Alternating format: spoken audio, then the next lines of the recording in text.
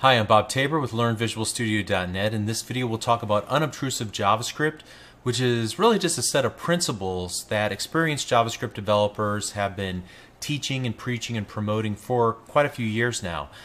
These are considered the best practices for aspiring JavaScript developers, and I want to make sure that you're at least aware of these things and at a minimum that we're following these sorts of things moving forward.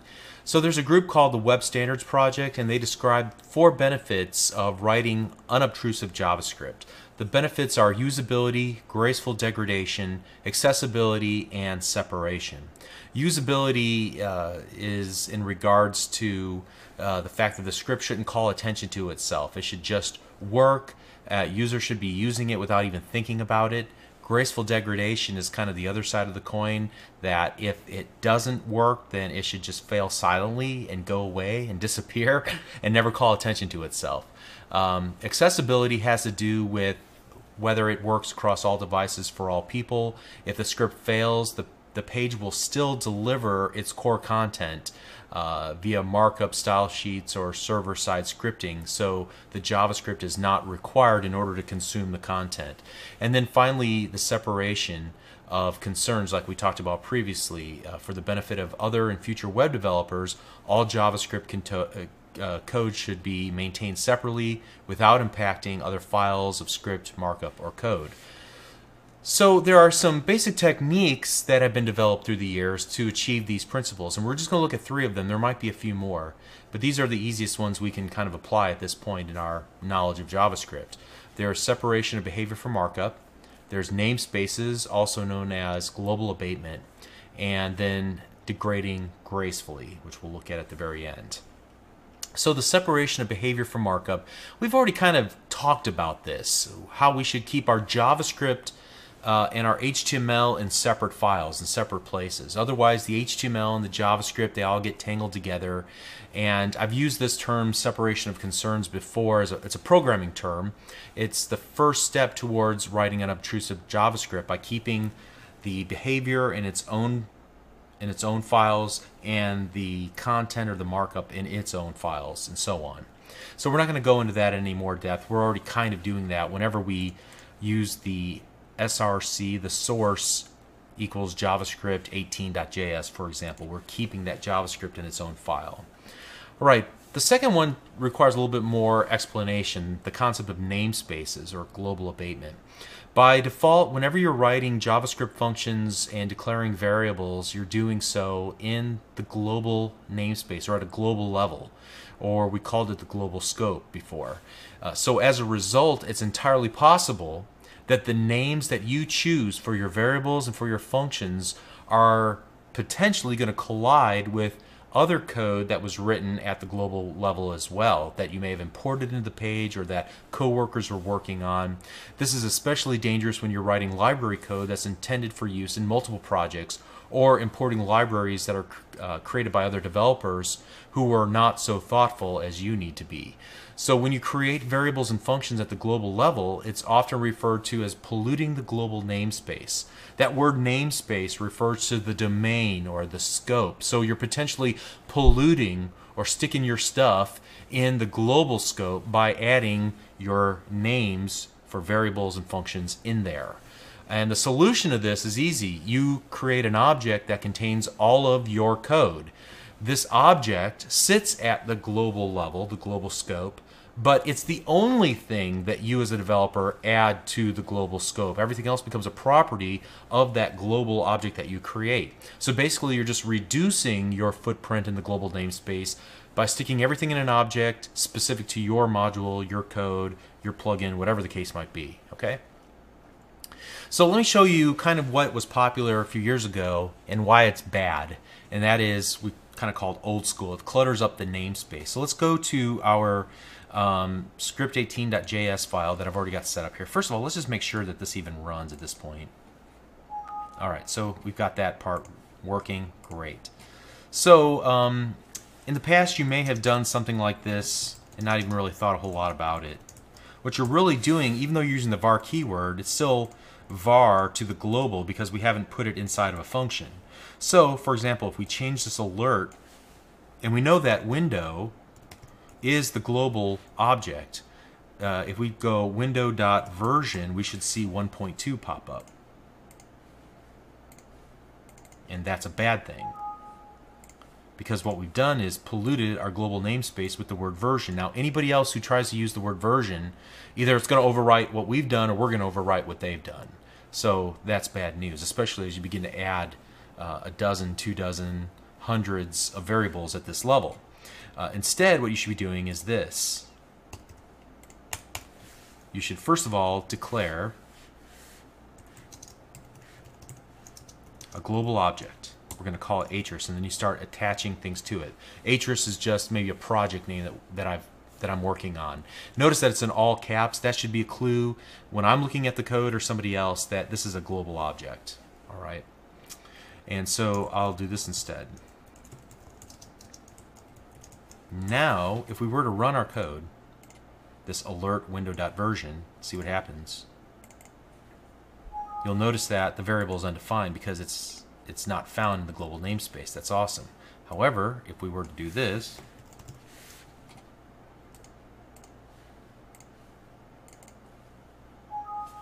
it gives us the value again. Great. So what this is called is a singleton pattern. We've created a single object at the global level, and then everything we do from this point on will be attached to that global object. So for example, suppose we take an example from something we've worked on in the past with this like planet object that we created.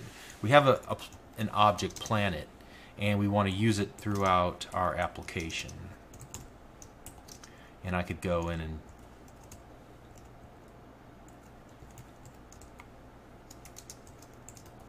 create all of its methods and properties. I'll just keep it simple for now. The problem with this is that it's polluting the global namespace. What I should be doing instead is that.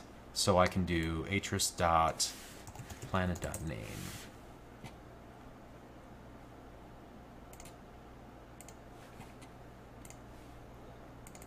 in order to access that property. Okay? Simple concept. It's just being aware of what the issue is and how do we avoid cluttering up or polluting the global namespace. Yes, we do have a foothold in the global namespace, but it's our only foothold. It's the only thing that we do to clutter it all up. So there's also another way to accomplish this. We call this a singleton pattern, where we create a global object and then attach everything to that global object. There's another pattern called the module pattern, very popular in JavaScript, a little bit of an advanced concept, but it allows you to define private and public members. We're not going to talk about that now, but I would encourage you, if you have any interest in moving forward in your career, you start looking at JavaScript patterns, things that are used often in JavaScript, and the module pattern is one of the most popular. So one final caveat here before we move on. For simple jQuery-based applications like we've been working on, I'm going to keep all of my work inside of the ready method right in here, right where we have the alert. So for example, if I were to want to create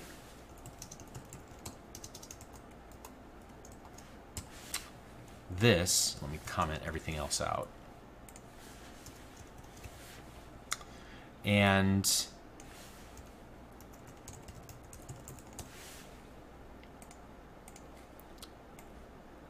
go ahead and just put that up here ahead of it. Using this window, again, will ensure that we're not attaching this version variable to the global. We're attaching it to jQuery instead. So if I did this right, let's see. So the good news here is that I have avoided the global namespace by keeping everything just inside of my jQuery ready function instead. All right. Now, if I need a function to be called outside of the scope of this document.ready, then I have no choice but to do as I demonstrated here, and that is to create my own namespace and then attach my functions and objects and variables to that namespace. But for most of my simple examples, I won't be creating my own namespace. I'm just going to be putting my code inside of jQuery's ready method. If I'm working on a larger application that involves more complexity and more developers, then I'm going to be thinking more seriously about having a strategy involving one or more namespaces. Now, ideally, just one namespace. Any more namespaces than that, I'm going to potentially be colliding with other libraries or libraries or code that my team members have created. So now we're moving into advanced territory here again, and the answers to questions when it comes to larger applications and how do you structure code and how do you utilize design patterns is often, it really depends on the situation. So I would encourage you to grow towards learning more about JavaScript and JavaScript patterns, especially for larger applications when you have the need to do that. But let's move on for now. Finally, we want to talk about degrading gracefully, and let me get started here by just getting rid of everything up to this point. Okay, we'll just do our work inside of there and kind of ignore everything else. Okay. And degrading gracefully has to do with thinking about your use of JavaScript and how it impacts the web page should somebody turn the JavaScript off in their web browser. So when manipulating the document object model, you should be careful to not require the JavaScript to run in order for the user to use the web page. So you as the developer need to ensure that added behavior degrades gracefully on those browsers with unexpected configurations and on those on which the user may have disabled JavaScript altogether. So making your application accessible for people of all abilities and disabilities is both a good idea for business, and in some countries it's even the law, like in the UK. It requires that you think about the ramifications of using a really slick user interface and how it would behave if you were to have no JavaScript available whatsoever. The JavaScript should be additive. It should be a bonus for those with a computing platform to utilize it, but not a requirement. And so there's a simple way to demonstrate this, and that is through the use of the document.write, which we've used quite a few times here in our applications. If you're going to do all of your work in document.write, and I've seen applications that have overutilized document.write to spit out content to the web page dynamically. The problem with this is that if the user turns off the JavaScript, there won't be anything spit out to the web page. So that is a very simplified example. Now, we were using that because we were just wanting to learn JavaScript, and it was an easy way to just send some output. But hopefully you don't get in the habit of using that. Instead, you get in the habit of thinking of the ramifications of your JavaScript should somebody had turned it off in their browser. All right, so let me show you another example, maybe a little more real-life example of a simple show-hide scenario. There are a lot of web pages that will show and hide information based on whether you've clicked a little plus symbol to open it and then a little minus symbol to close it back. It's a slick little thing you can add to a web page, but it should under no circumstances be relied on for the main presentation of your content. And to kind of demonstrate this, you can see that I've set this up by creating a paragraph with the ID of main, and it has an image, a plus image inside of it. You may have already seen it as we've opened up this web page. And the idea here, and we'll get rid of that in a second, the idea here is that you would click on the plus symbol to show a message and then hide it using the minus symbol. And there's a right way and a wrong way to implement this. Let me show you the wrong way to do this first. Make sure we save this. And inside of here, let me reference the click me element, and when you click it,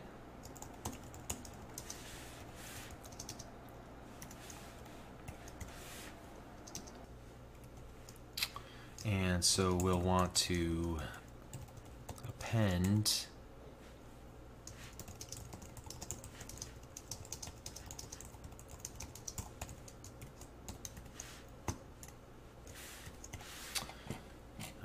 So let's see how this works. Okay, so you should only see this if you click the plus. Now what happens if we were to go to Internet Options, Advanced, and let's go ahead and turn off JavaScript. Click Apply and OK. Refresh the page. Now, well, let's go ahead and shut down the browser and start over again. That's probably what we need to do. Alright, notice that we get that allow block content. No, we're not going to allow it. And now the content never will make it to screen because we have JavaScript turned off. That's the wrong way to handle this situation. So ideally what we're going to do instead is to kind of take the opposite approach. Instead of displaying the plus in the page, let's rip that out of the page, and then we're going to create the message. You should see this whether JavaScript is on or off. Let's save that. Let's go back to our script and let's just let's comment this out. First things first, what I want to do is if somebody in fact does have JavaScript turned on, then I will show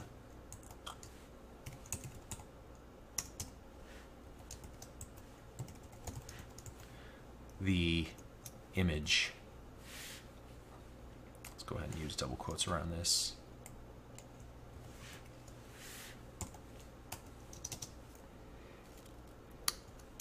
Then if somebody clicks on that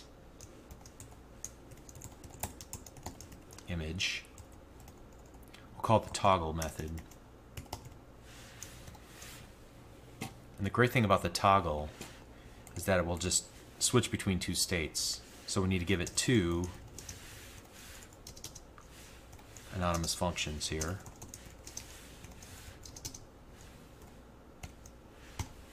All right, and in the on state, we're going to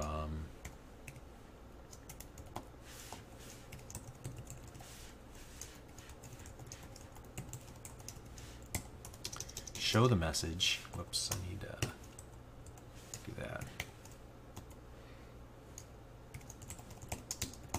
And as an added bonus, I'm even going to change from the plus image to the minus image. And these images should be available in the folder where you've downloaded this code. Okay, if I haven't already said that, I apologize. All right, and then on the opposite state, what we'll do is we're going to hide slow. I forgot that.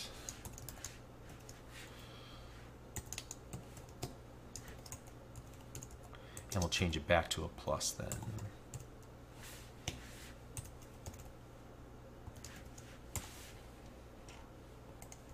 Then, as we start up, we want to hide the message. And what this does for us, it'll only hide the message if JavaScript is turned on. It will only display the image if JavaScript is turned on. It will only toggle if JavaScript is turned on. Otherwise, it'll just, the message will show up and display regardless. And that's what we want. Okay, so let's test it in this case first, and then we'll come back and fix anything that I may have done wrong here. So let's start over. All right, so as you can see, you should see this whether JavaScript is on or off. Great. Now if we were to allow block content, you should see this whether JavaScript is on or off. Okay, and I'm missing my minus dash 8 PNG. Let me see if I called it something wrong. Minus, whoops, dash 8 PNG. Save that, start that over.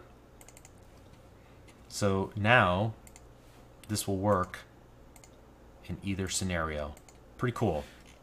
Pretty happy about that. Okay, so there's more to writing unobtrusive JavaScript, but hopefully you can see how these three techniques will help you achieve the desired results, namely usability, graceful degradation, accessibility, and separation of concerns.